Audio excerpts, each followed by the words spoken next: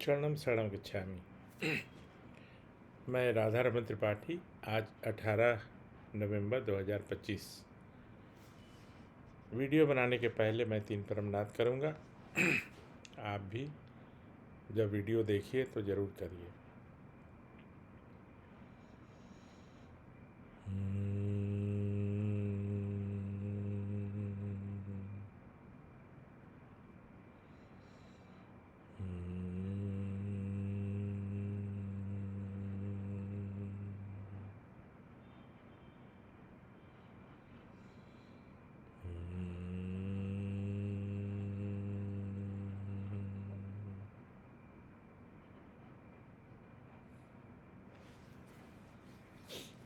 चरणम शरणम गच्छामि। तीसरा और अंतिम परमनाद करने के बाद कम से कम 10 सेकंड का अंतराल दीजिए। क्यों? क्यों का कोई जवाब नहीं, क्योंकि परम जी ने बोला है तो बोला है। तो परमनाद 3 सुबह उठते के साथ, 3 पहली बार घर से निकलते समय और 3 से 10 बार रात में सोते समय। एक बार में मन शांत हो जाए तो ज़्यादा नहीं करना, 5 बार में हो जाए तो 5 बार ही करना, और 10 बार के बाद भी मन शांत ना हो, अनेक कारण से, क्योंकि मन अशांत होने का कारण और मैग्नीट्यूड मतलब बड़ा हो सकता है। तो कभी कभी 10 परमनाद तो 1 घंटे का, 10 परमनाद करने से भी मन शांत ना हो तो 1 घंटे का इंटरवल, माने एक बैठक में 10 से ज़्यादा नहीं।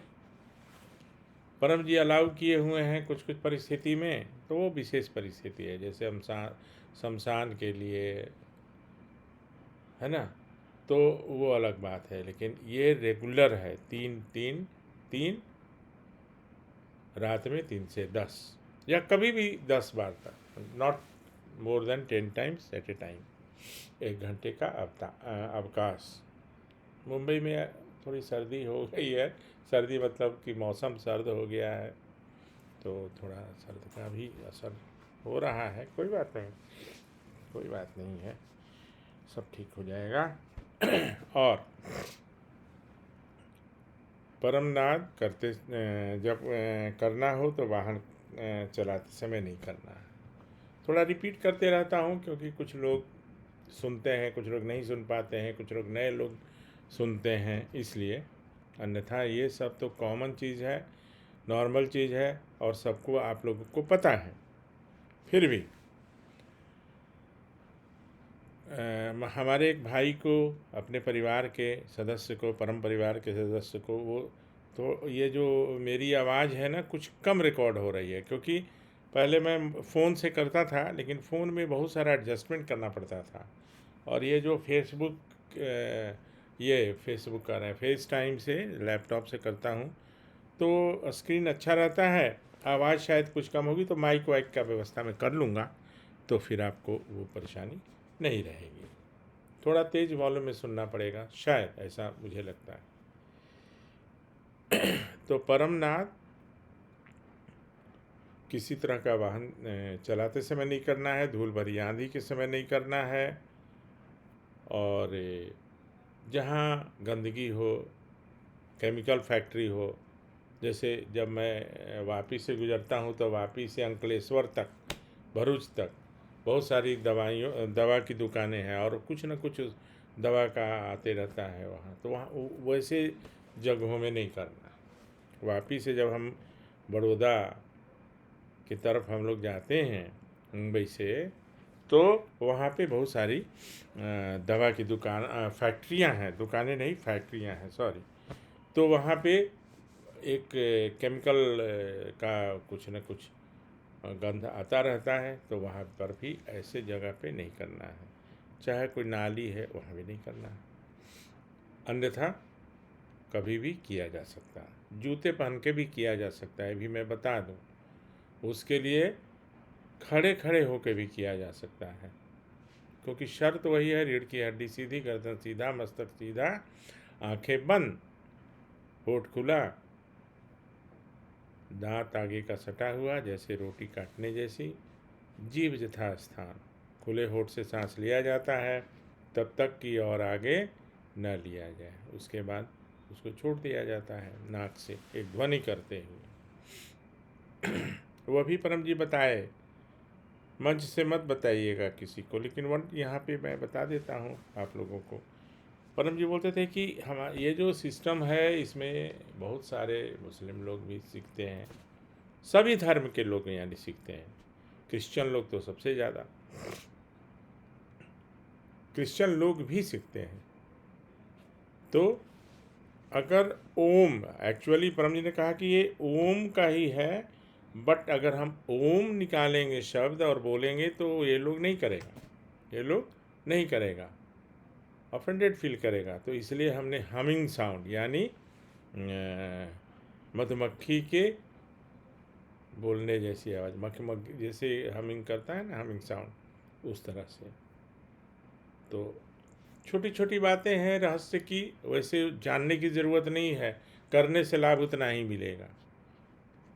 परमनाथ करेंगे मन परम जी के ऊपर तो लाभ उतना ही मिलेगा। लेकिन परम जी ने बताया है तो मैं चाहता हूँ कि आप लोग को भी बता दूँ, कभी काम आए चाहे कभी किसी को बताने का, लेकिन इसके एक्सप्लेनेशन की ज़रूरत नहीं है। क्यों, कैसे, जो जैसे मैंने बताया था, ये जो 8 वाक्य है ये 8 सिद्धियां हैं।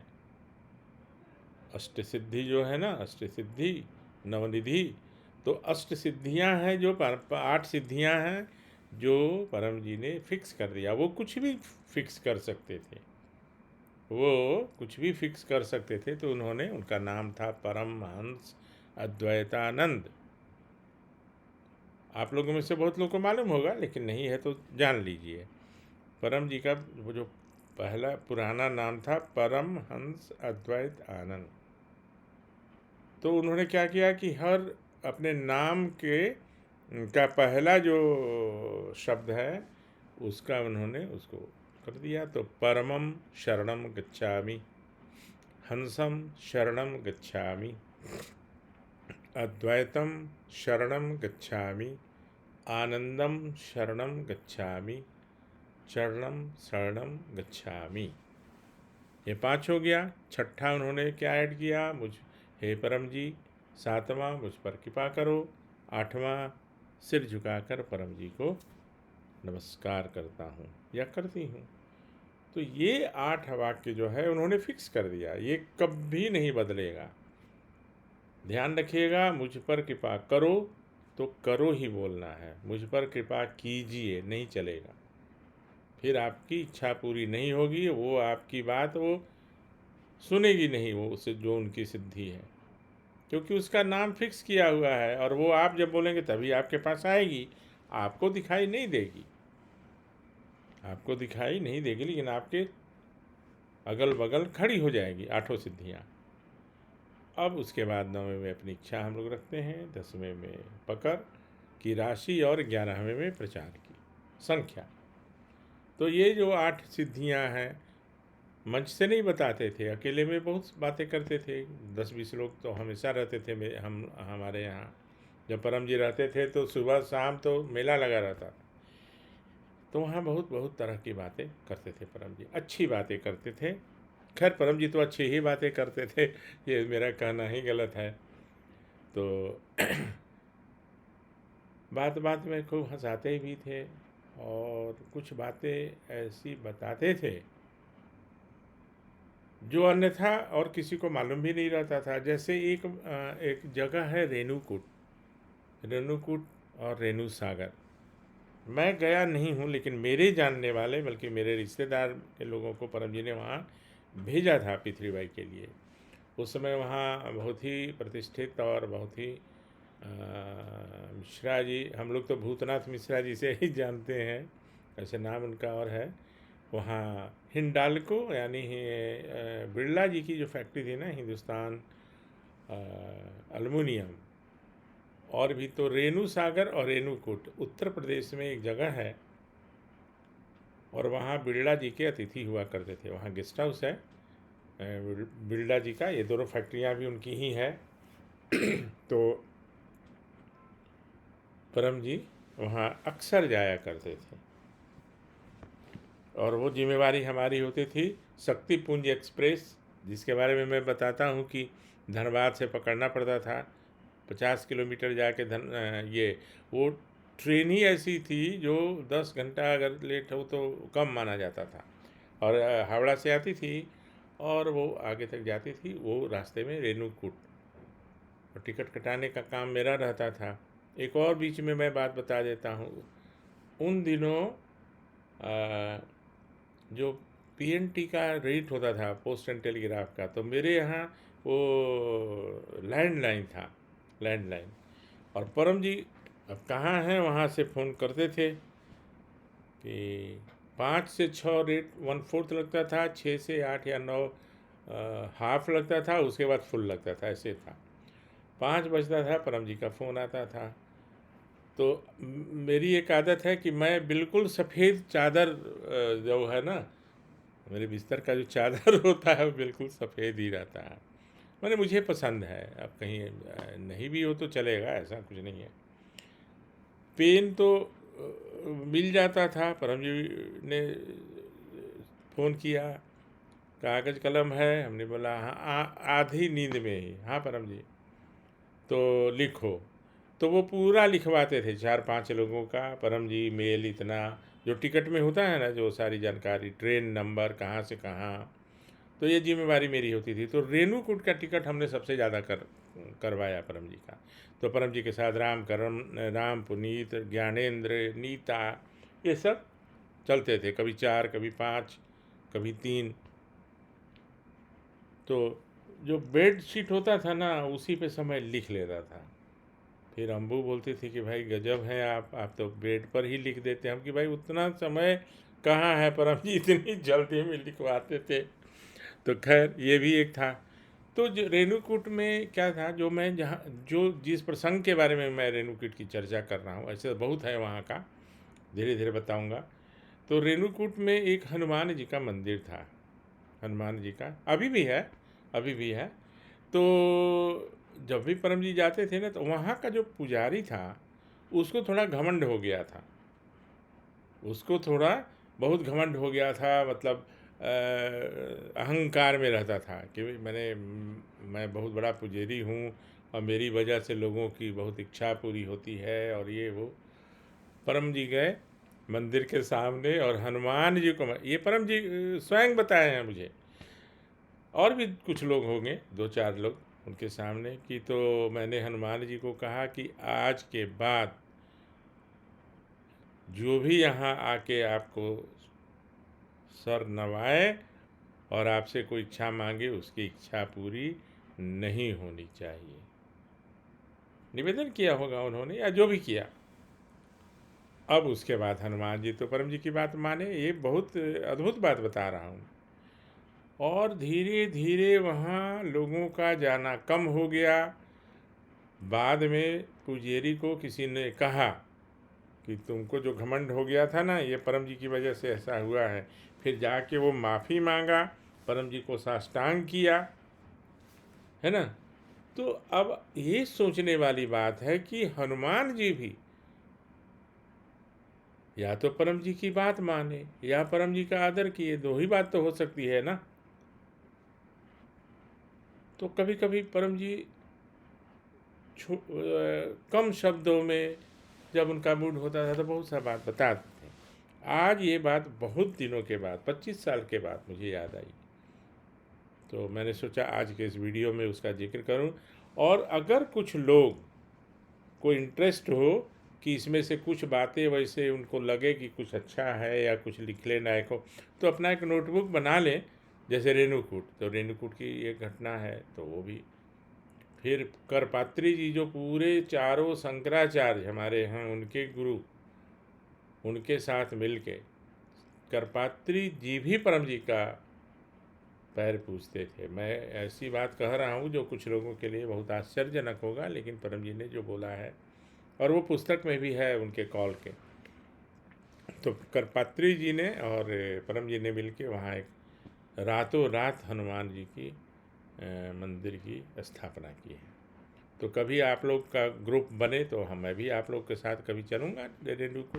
वहाँ भी काफ़ी लोग P3Y का प्रचार किए हैं। भूतनाथ मिश्रा जी तो काफ़ी किए हैं वहाँ, अब रिटायर हो गए हैं तो अपने गांव में भी वो P3Y का प्रचार कर रहे हैं। और जब मैं मिला था भूतनाथ जी से तो उस समय तक 600 भूत भगा चुके थे, तो परम जी ने उनका नाम ही रख दिया भूतनाथ मिश्रा, है ना। तो खैर आज थोड़ा अलग हटके कुछ बातें हुई, और P3Y तो मुख्य है ही, उससे उसके बिना तो कुछ संभव ही नहीं है। तो ये उसमें थोड़ा जो जानकारियां हैं वो मैं आपसे शेयर कर रहा हूँ, साझा कर रहा हूँ। तो आज का वीडियो मैं ये यहाँ पे स्थगित करता हूँ। समाप्त इसलिए नहीं कि और आगे भी करूँगा, समाप्त तो बस खेल ख़त्म, लेकिन खेल ख़त्म नहीं करना है, खेल अब शुरू करना है। तो आप लोगों के सहयोग से हम लोग P3Y का प्रचार करेंगे बहुत बृहद पैमाने पर। मैं योजना बना रहा हूँ, आप लोग के सामने लाऊंगा, और आप लोग सब उसमें शामिल होइए और परम जी का जो मिशन है, रियल मिशन, वो उसको करिए तो आप तो प्रतिष्ठित बनेंगे ही, इसमें कोई शंका है ही नहीं। आप चाहे जितने बड़े डॉक्टर हों, जितने बड़े वकील हों, जितने बड़े सर्जन हों, चाहे जितने बड़े अधिकारी हों, क्योंकि मैंने तो अपनी आँखों से देखा है बड़े से बड़े अधिकारी परम जब राष्ट्रपति जब साष्टांग करते थे तो और की क्या बात है, उनसे बड़ा तो कोई है नहीं अपने देश में। तो वो सब बातें बताऊंगा, पुस्तक में भी ला रहा हूँ। तो आपसे अभी विदा लेना चाहूँगा, लंबा हो गया होगा शायद ये वीडियो। तो फिर कल मिलते हैं, और खूब प्रचार करिए, खूब लाभ लीजिए, ऐसा मेरा कहना है। तो अभी आपसे विदा लेता हूँ। चरण